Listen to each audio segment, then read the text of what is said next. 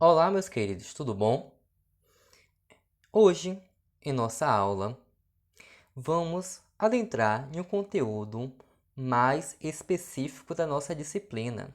Então, a gente vai iniciar falando dos exames contrastados do sistema digestório, que é justamente do trato gastrointestinal. Para a gente começar, vamos abordar um aspecto geral, fazer uma revisão tanto anatômica quanto fisiológica do sistema digestório. Então, quando o alimento ele chega à boca, como a gente pode visualizar na imagem, não é isso? Ele já vai se iniciar, né, com um processo, né, de ingestão, de mastigação e deglutição daquele alimento, né? Então a boca, a língua e a faringe vai participar desse processo.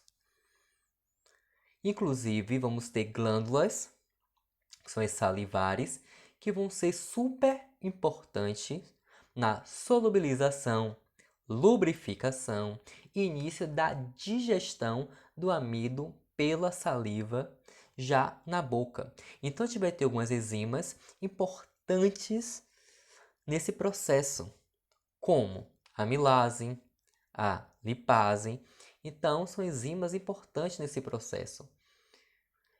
Só que, deixa eu voltar um pouquinho e falar que o sistema gastrointestinal ele vai ter tanto uma porção que é superior, quanto outra que é inferior. E vai ter algumas glândulas e órgãos anexos, como o pâncreas, o fígado e também as glândulas salivares que acabamos de falar. Então, dando continuidade, a partir do momento que o alimento está na boca e você já começa a mastigar, já se inicia esse processo de uma quebra de moléculas, né, que são moléculas grandes, em moléculas pequenas, para facilitar justamente esse processo, tanto de deglutição daquele alimento, né, dessa digestão, dessa absorção daquelas moléculas posteriormente na porção inferior do trato gastrointestinal. Vamos lá. Esse alimento, a partir do momento que ele sai da boca, né, vai passar pela faringe até chegar onde? No esôfago.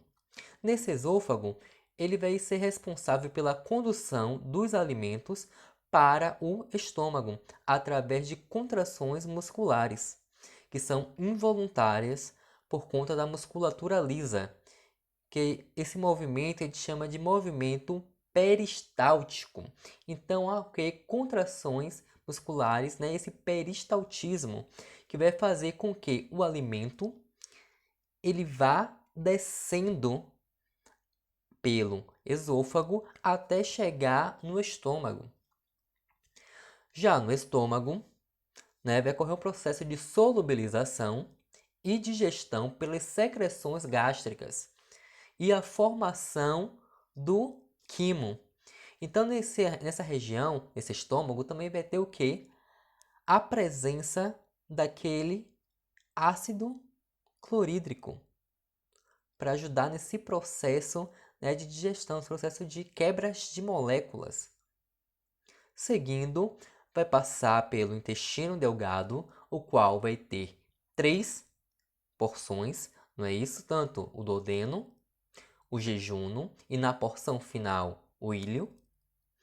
E esse intestino, né, ele participa no processo de digestão pelas enzimas digestivas do pâncreas e do próprio intestino e absorção no sangue e na linfa dos produtos finais da digestão e, né, o quimo. Então, é justamente nesse momento que alguns nutrientes vão ser absorvidos no intestino delgado. E a próxima porção, a gente vai visualizar, né, é o intestino grosso, como a gente pode ver na imagem, que vai participar do processo de absorção de água e sais e progressão do material não digerido. E por fim, né, nesse final do intestino grosso, o reto, e o ânus, que vai ser responsável pela defecação. Então, aquele produto vai ser o que? Expelido neste processo.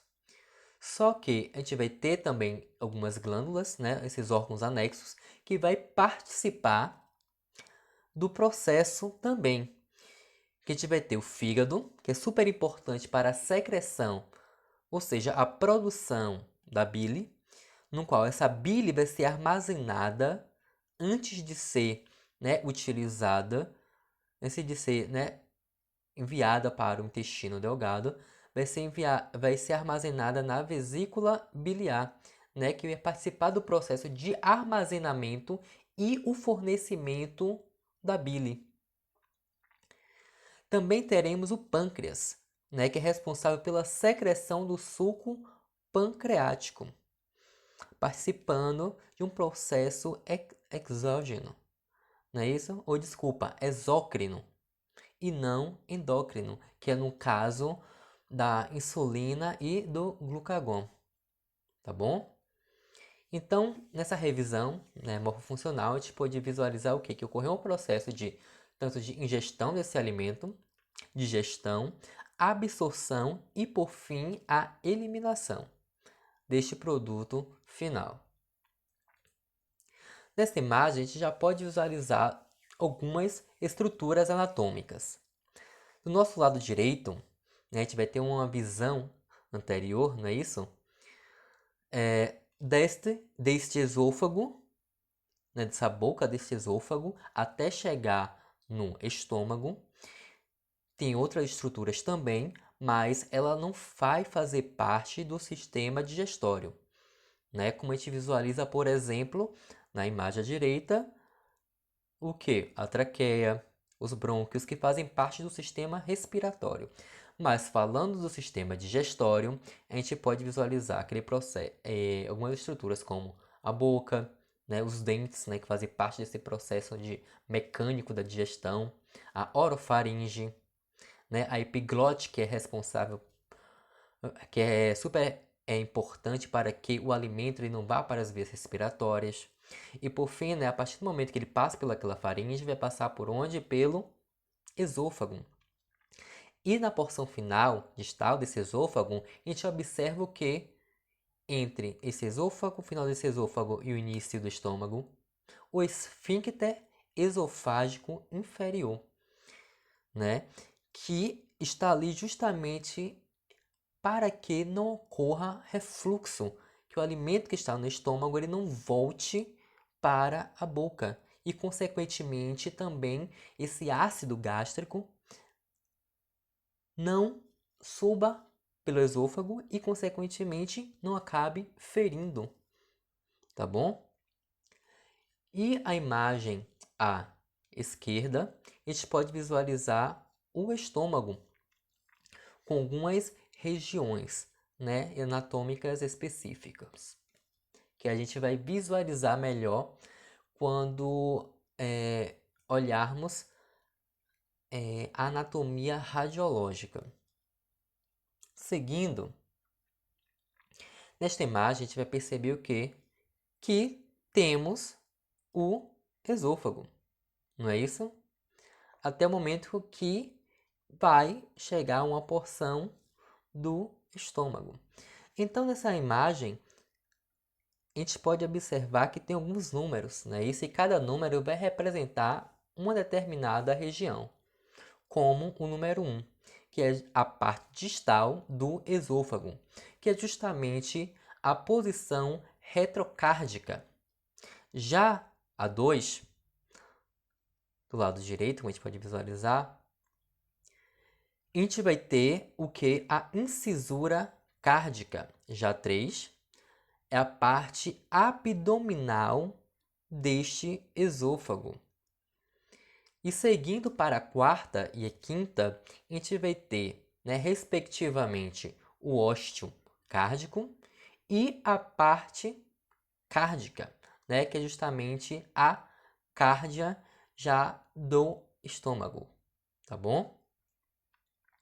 Seguindo, a gente vai visualizar melhor agora o estômago, tá bom? E a gente vai observar 13 estruturas que a gente não falou anteriormente, mas a gente vai visualizar agora, né, nessa revisão da anatomia radiográfica.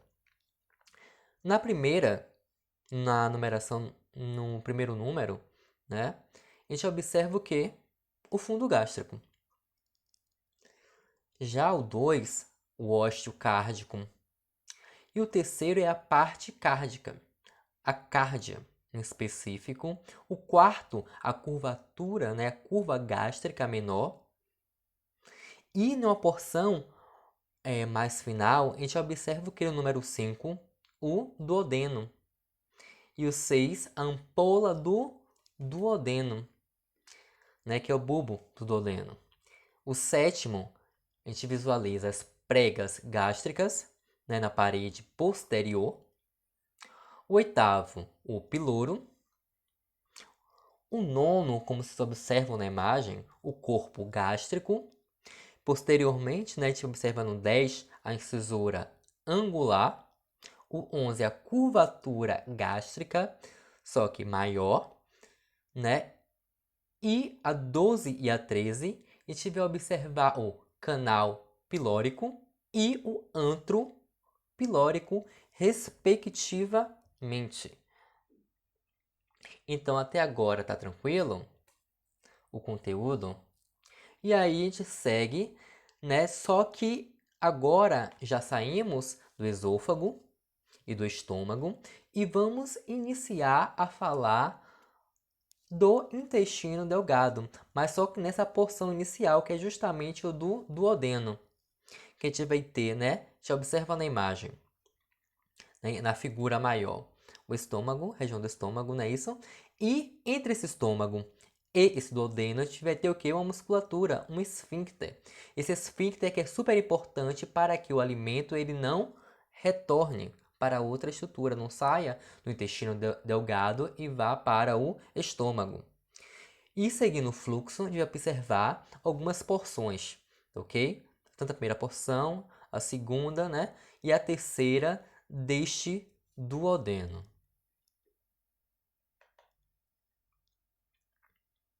E agora, nesta imagem radiográfica, a gente pode, né, falar um pouco mais sobre a anatomia, tá bom?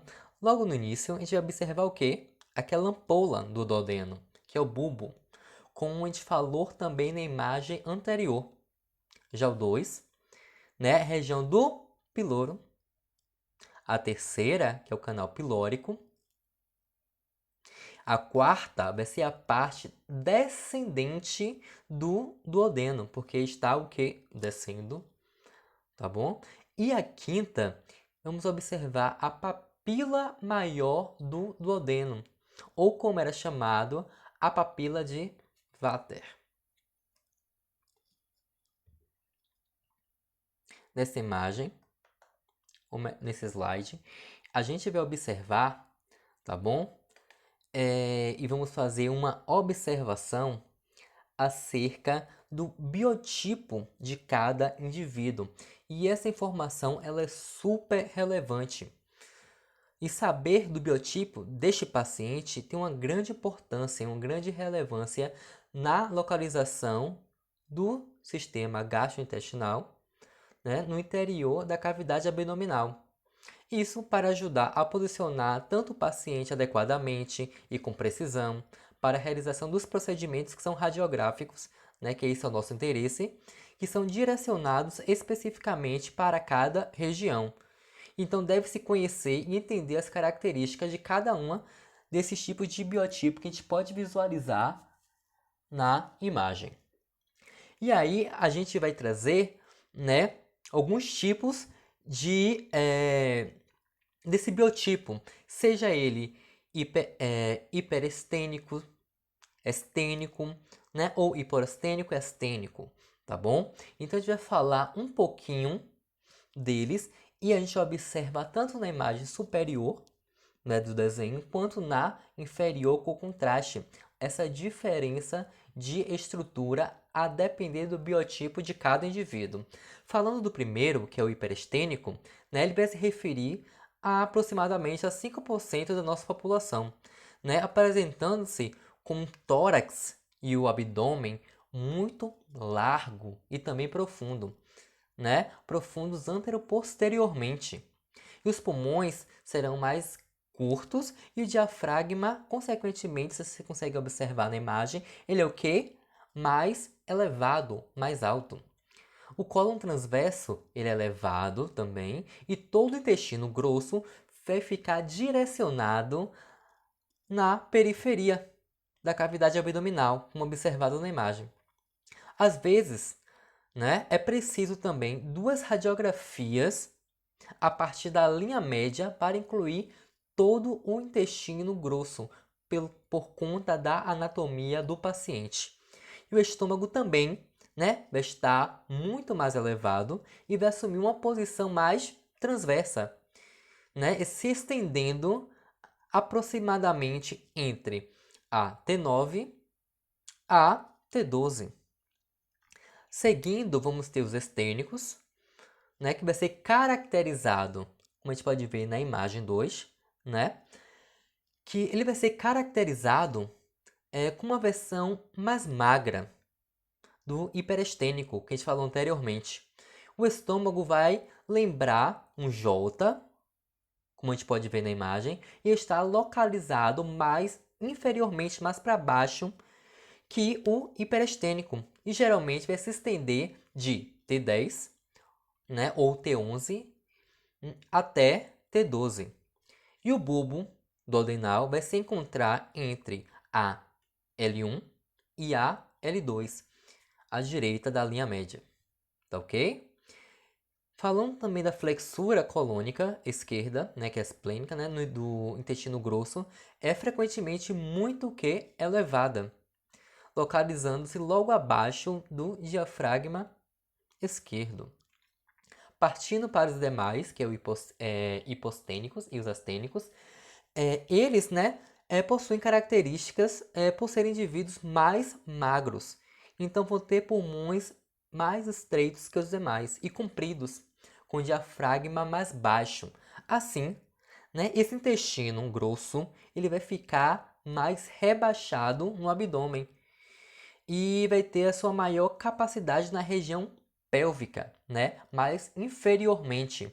E o estômago tem a forma de J, que você também pode observar, e vai se situar logo abaixo no abdômen, vai se estender, né, de T11 até abaixo da crista ilíaca, aproximadamente até L5, né, até mesmo um pouco mais para baixo. Tá joia? Então, tá tranquilo quando a gente fala do biotipo de cada paciente. E para a gente finalizar, antes de mesmo de falarmos especificamente das técnicas, vamos falar sobre o que? O fluoroscópio. O fluoroscópio, que é justamente este equipamento que é responsável por essa aquisição das imagens. E esse fluoroscópio vai ser um exame, né, que vai fornecer imagens em movimento do dinâmico, não é isso? Em tempo real do interior do trato gastrointestinal, que é isso que a gente quer visualizar. E a partir da emissão de raios X, né? Então, enquanto esses raios X, enquanto a gente vai ter os raios X, né, que é convencional, que vai gerar apenas imagens estáticas, essa fluoroscopia vão ter o que? Imagens dinâmicas, tá bom? Então, voltando a falar um pouquinho desse raio-x do raio-x convencional, além dele ter imagens estáticas, né, paradas, vai necessitar de quê? De uma revelação posterior, algo que na fluoroscopia não vai precisar naquele momento, porque vai poder ser visualizado naquele momento que estiver sendo realizado o exame, né? Porque estão sendo produzidas imagens dinâmicas, né? Então, quando a gente vai utiliza um exame, né, mais dinâmico como esse, iremos estudar vamos estudar que são contrastados, né? O diagnóstico ele vai ser definido, né, através da observação do fluxo do contraste na luz do órgão que a gente está estudando, né? Então, o equipamento utilizado deve possuir um sistema de fluoroscopia com intensificador de imagem. Isso é super importante, tá ok? E a documentação da imagem deve ser sincronizada com o momento do fluxo do contraste, né, a fim justamente de registrar uma possível lesão, né, uma patologia que vai se manifestar somente no momento que ocorrer a deglutição do contraste. E esse contraste que a gente sabe que é utilizado, que é o bário, tá bom? Ele só não é utilizado caso tenha uma perfuração que aí vai ser substituído pelo iodo, tá bom? Então, a maioria desses exames, né, radiológicos do sistema gastrointestinal, né, vai necessitar de meios de contrastes para que ele tenha uma boa visualização, né? Boa visibilidade das estruturas que a gente quer estudar, que são as áreas de interesse. Então, as únicas regiões do trato gastrointestinal que a gente pode visualizar em radiografia sem o auxílio de meio de contrastes radiopacos vão ser justamente, por exemplo, o fundo do estômago, né, com presença de bolhas gástricas, no qual a imagem, né, vista é a partir do posicionamento do usuário, né, em ortostase, né, e porções também do intestino grosso, devido justamente à presença de ar nas alças intestinais, bem como também o bolo fecal que vai se acumular naquela região, tá ok? Então, em alguns momentos é possível sim conseguir visualizar sem a utilização do contraste em algumas regiões. No entanto, o contraste nesses aspectos que a gente vai estudar posteriormente na parte 2 do nosso vídeo, né, ele vai falar, né, justamente sobre essas técnicas, né, que são utilizadas, que utilizam sulfato de bário. E por exemplo, e como exemplo, né, que a gente vai estudar é sobre o esofograma, não é isso? A, desculpa, a seriografia do esôfago, estômago e duodeno.